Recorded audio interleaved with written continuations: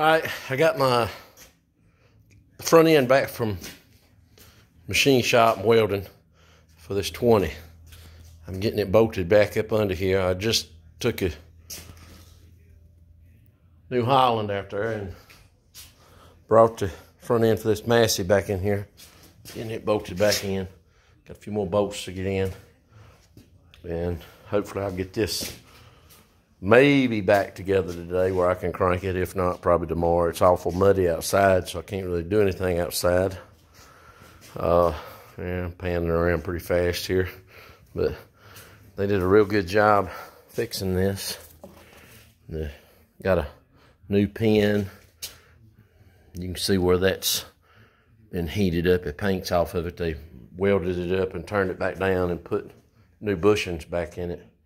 So it was awful loose. I was afraid I might break it raking hay or just using it in general, just anything. It was pretty loose. You could stick your finger like on, it wasn't on this side, it was on the other side of the support, but you could take your finger and stick it in here. It was wore so bad right here.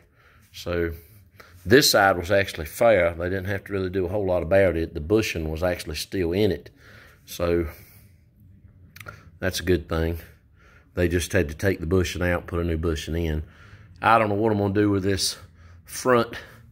These tractors, from what I've seen, did not come with a grill guard like is over there in the floor at the beside that piece of the hood nose. I think what I'm gonna do, or the ones I've seen some online where they bolted, there's some bolt holes under this that I may come out and fasten that, but it needs something up here. I've got a small metal framed box with some expanded metal on the sides. I figure I may try to bolt that up front up here. You know, you put some chains and tools and, you know, your chainsaw and stuff like that. I may do that because I'm going to use this tractor. I'm going to put some remotes on this tractor and use it to run that wood splitter that I just got. And I've got the remote block right there, and that bolt's on it. So I hope that goes easy enough. I should be able to handle that. But, yeah, this, like I say, this is like a, it's basically 135. It's got the same, it's basically the exact same tractor. One of the biggest differences, well, there's a couple. This one, you've got that shuttle right there. That's for the 20s, the industrials. You know, you try to order parts for these, people think you want a TO or whatever, TE20 or whatever. That's real old. That's like 8N old. Well, this thing got the shuttle. That's a big difference. Same type transmission. The power steering on these is more like a newer tractor, like a 240 or something like that. This tractor runs 24-inch rear wheels, which I showed. I'd put new tires on this thing. They were pretty bad. They had rotted.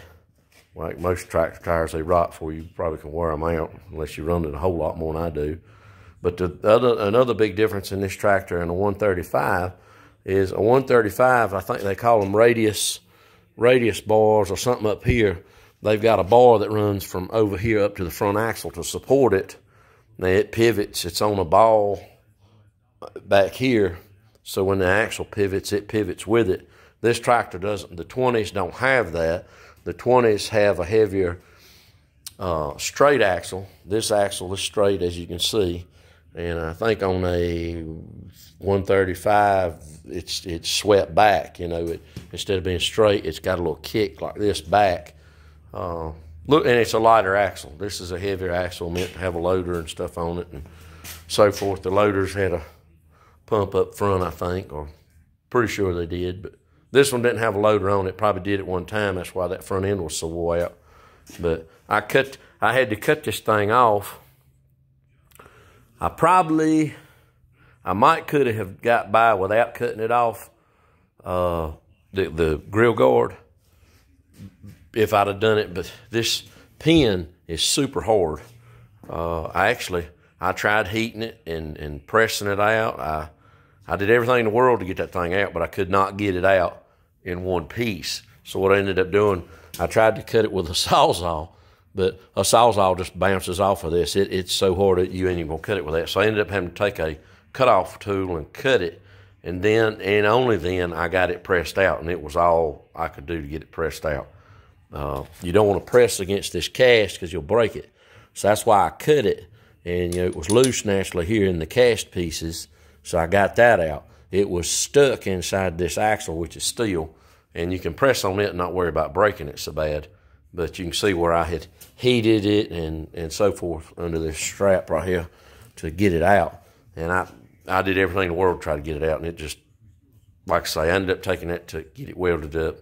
This front end is strange. It's hard to find. I found some on eBay, but I could never be sure they were right. And the people who I took this to was a Massey Ferguson dealer, and they told me, they said, well, you might, as long as your pin size here is right, because the pin size is different for a 135. I think this is 1 7/8 or something like that, and the pin size for the Massey is 1 5/8, or I may be wrong about that, but I know it's smaller for a 135 versus a 20. And the other problem is they told me that the radiator positioning, your radiator bolts here and swings into this slotted hole over here. They were worried that the radiator may be offset and into the, when I found the right housing, they said, well, it might fit, because all these are using this, I think it's a 152 Perkins diesel, which this one is awful slimy, but it's old. I should have took the tank off and figured out where all these leaks was coming from. I know I got a fuel leak, but and I may try to fool with that, but I've spent a fortune on this tractor since I bought it, and it's just been one thing after another, and hopefully I can use it this year and not have to spend any more money on it and feel a little bit better about it, because when you buy something, I knew it needed a little work, but it's had a lot of work. It's had a clutch, a new starter, the lift has been took off and completely rebuilt, and new pump, new steering cylinders, new steering lines, none of which is cheap. One thing I want to buy for this tractor is it doesn't have a drawbar on it. The belly bar that goes under there, it's got a weird mount under there, but I don't think that's quite right, or probably hard to find the right bar for it. So I'm gonna try to just go on eBay and buy a whole new bar. Luckily, the rear end in this tractor is the same as a 135, so I'm probably just gonna put that in it and go with that. But big reason I'm doing this video is because this tractor is, excuse me, you see some of these for sale once in a while, and people think they're a 135, and I've seen some of them where people, and I'm sort of tempted to paint it like a 135 myself, because this industrial yellow paint, if you buy the OEM Massey industrial paint, they think a lot of it. It's several dollars per quart, and it would probably take, and I'm no Picasso, but I was going to try to paint it myself. I think if I pressure wash it and wire brush it down right good, I mean, it ain't going to be a show tractor, but I've already painted these fenders, and I was messing around getting paint from Tractor Supply, trying to get something to match. That's why they're two different colors, but the ones that was on it was tore all to pieces at the very back, and right in here, they were rusty. I mean, that one over there is beat up, but it's not rusted and jagged, so when you lean in there and you're hooking stuff up, at least it'd tear you up, it'd cut you, and be right rough on you, so I just replaced them. I had some old ones that was, they were solid. They won't rust it out.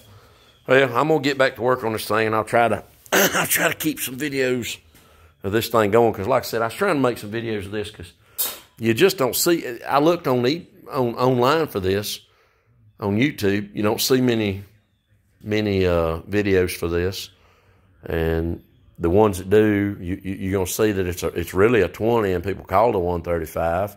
And then on top of that, if you go on eBay to try to buy parts for this, man, there's nothing on there hardly, specifically for a 20. Right there's where the remotes go. It's just like a 135, basically. Not a whole lot of difference. But anyway, I'll try to put some more stuff on here about this from now. And like I say, it's been converted over. That's the voltage regulator and stuff. It's converted to 12 volt, which is good. And the guy put LED lights on it. It's not a show tractor by any means, but it does run good. I have to give it that. And there's a hood. I did order new decals from a fella in England off of eBay. He had decals for a 30 and a 40, which is just, I guess, newer than this or the next series up from this. So I texted him and I said, hey, I said, can you do some for a 20? He texted me back and said, measure it and I'll make them for you. They're nice decals, Mylar or whatever. You know, supposed to be good stuff. They look nice. I haven't put them on yet, but I plan on roughing that hood up a little bit and scuffing it, priming it, and you know, at least slap a coat of paint on it so it looks a little better than what it does. Well, I'll let y'all go. I gotta get back to work, and we'll see how this turns out.